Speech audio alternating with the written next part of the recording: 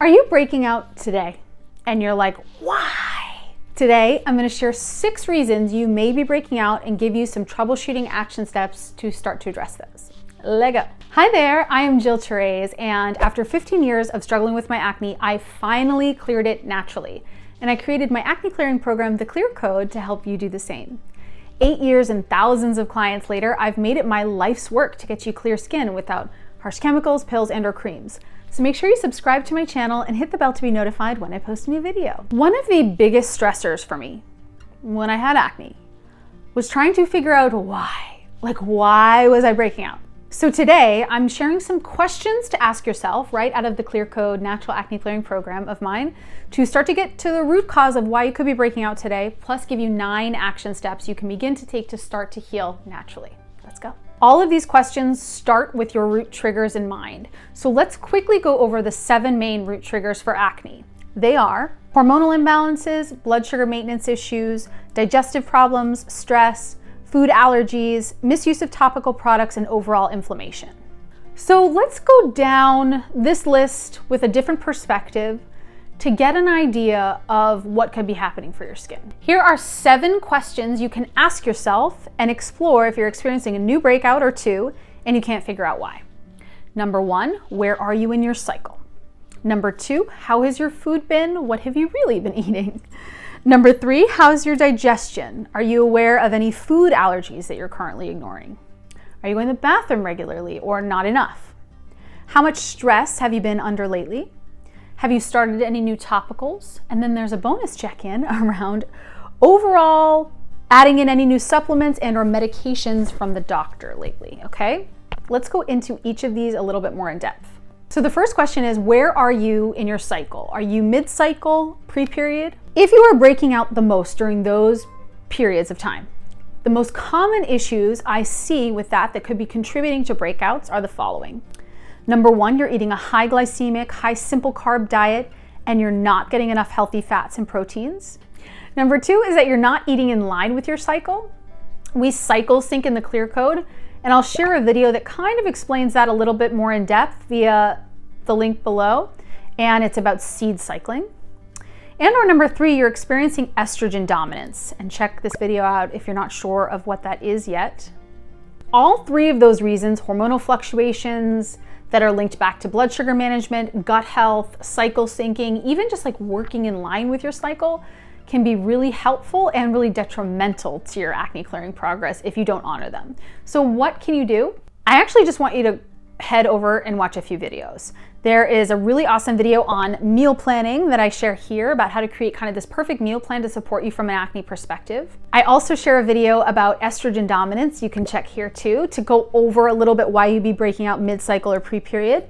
And then I also have a video about seed cycling. So the goal is ultimately you want to start to work within your cycle per month. You don't want to work against your cycle. And if you're dealing with these mid-cycle pre-period breakouts, you're probably not working with your cycle as much as you could. The second troubleshooting question is, how is your food? How is your nutritional life plan? How are you really eating? Here are some common issues I see during this time period. So let me know if you can answer yes to 3 or more of the questions above. Number 1, you've eaten more than 3 to 4 servings of artificial sugar over the past 3 to 4 days. You've had more than 3 to 4 servings of gluten over the past 3 to 4 days. You've been drinking 2 to 3 more servings of cheese, cow's milk, dairy than normal. You're eating less than 3 vegetables a day, week over week. You're skipping breakfast. You're having really, really high sugar meals in the afternoon, so like a muffin, right?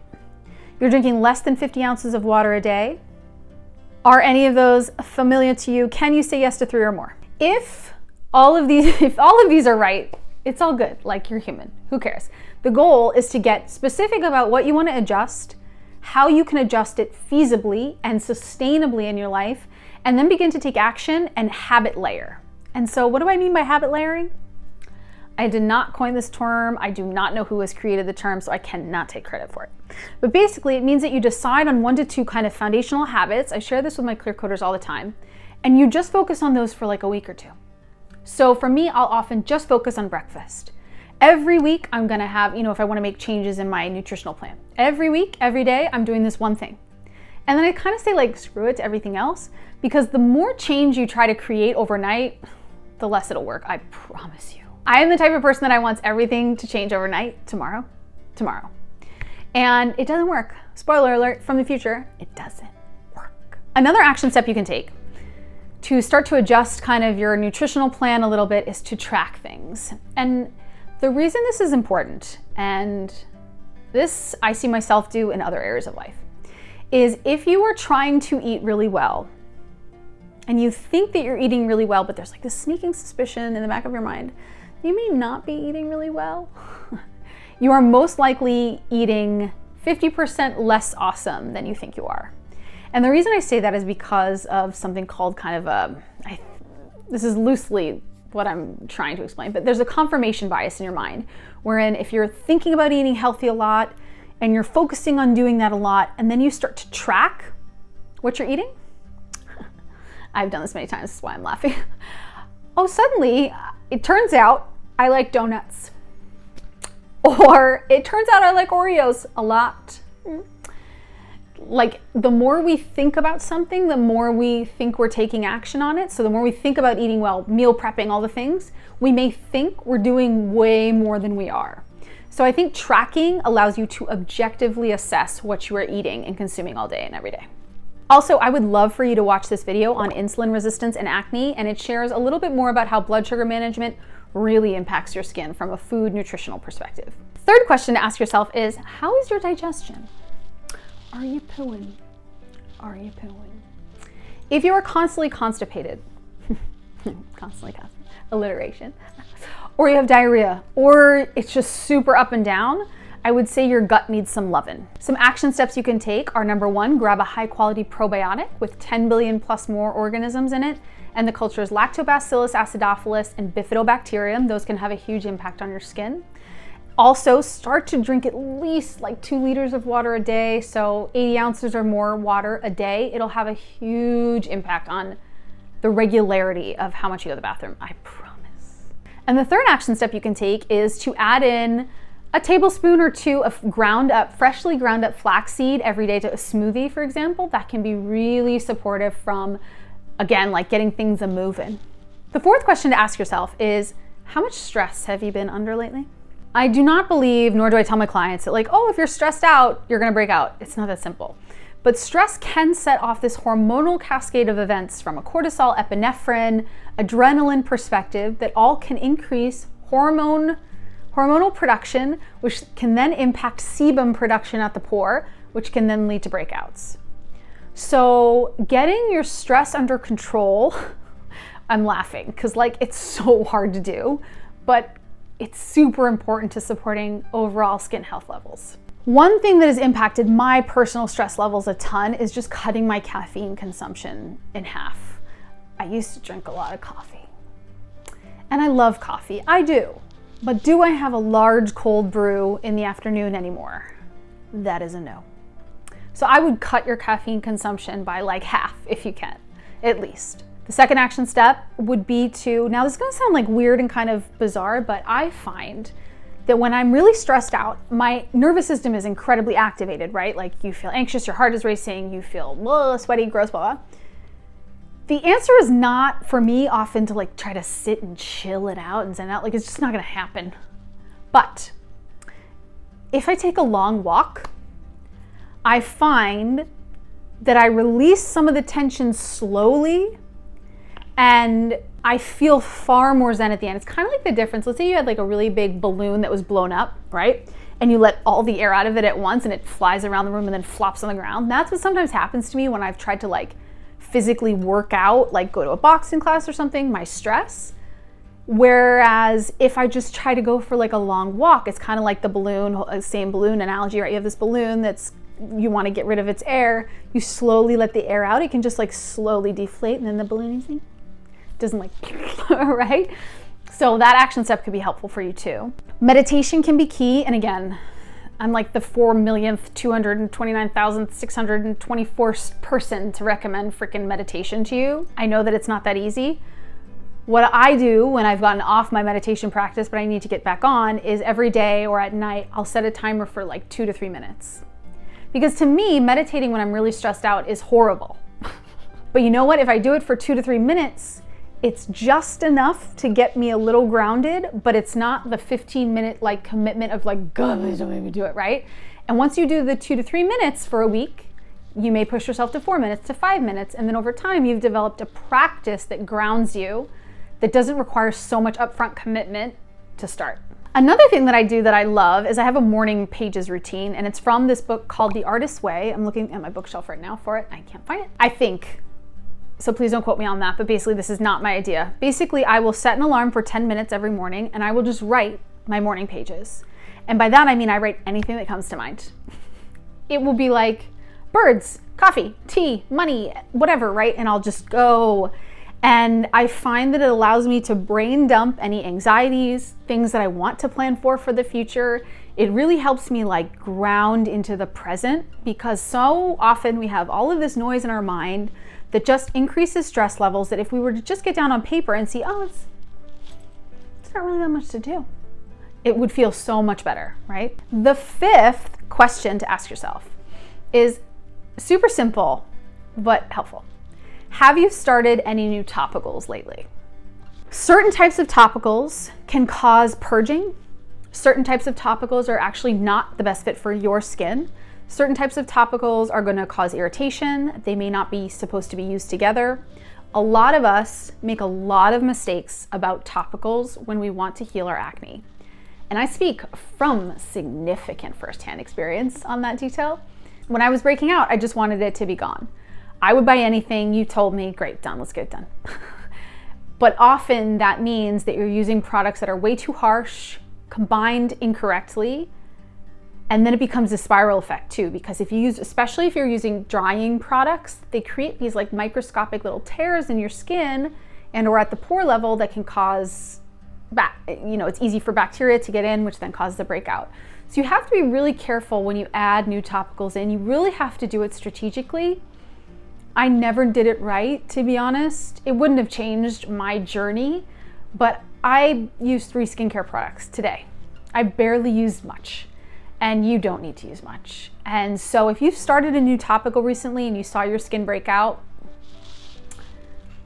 it's probably not the one for you. One thing you can do too is you can track your skin with pictures when you begin new topicals. Also, when you begin new topicals, don't change anything else.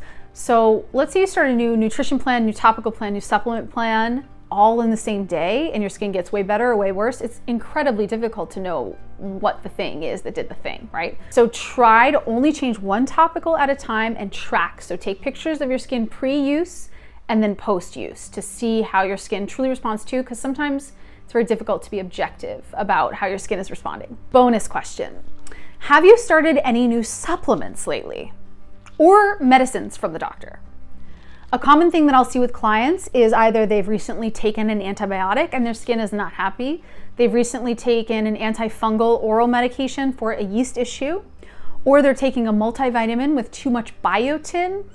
And I think that's it. Oh no, and or oils actually too. Omega-3 fatty acids can sometimes not be the best. I'd say in about 30% of clients, I see a negative response.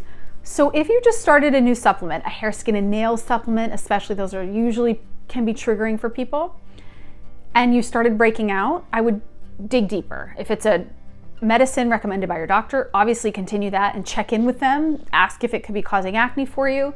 And or if you started like a new just kind of vitamin that you picked up at the store, type below what vitamin it is if you would like, and I can let you know if it should cause challenges for you. There's certain vitamins that I know don't cause people any issues with their skin, but then there's some that can be really triggering. So keep that in mind too, to know that like you will have control over some of these things. It's not like, I know when I had acne, I just felt so out of control all the time. Like I was just at the whim of my skin, and you're not. There's always a reason for your breakout. You just have to get really, really deep and specific in and really track and be really mindful of what you're doing and what's happening in your body. Bonus.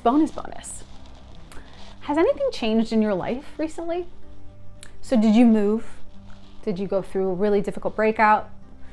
Did you have significant stress? Did something great happen?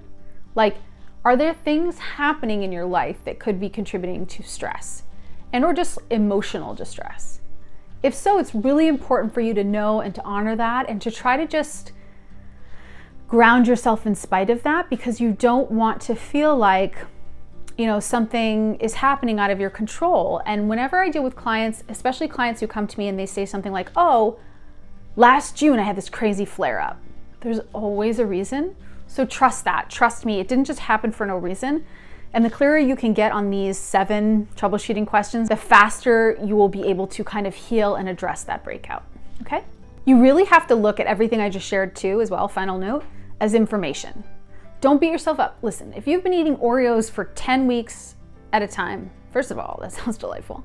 Second of all, like, there's your answer, right? Try not to see any, or like if you're going through something really difficult emotionally from a stress perspective, you know that's causing your skin challenges, give yourself grace. Like, life happens and we see it in our bodies, our skin, our minds. Like, don't be too hard on yourself about certain things, because once you get clear on them and you can take proactive steps to address them,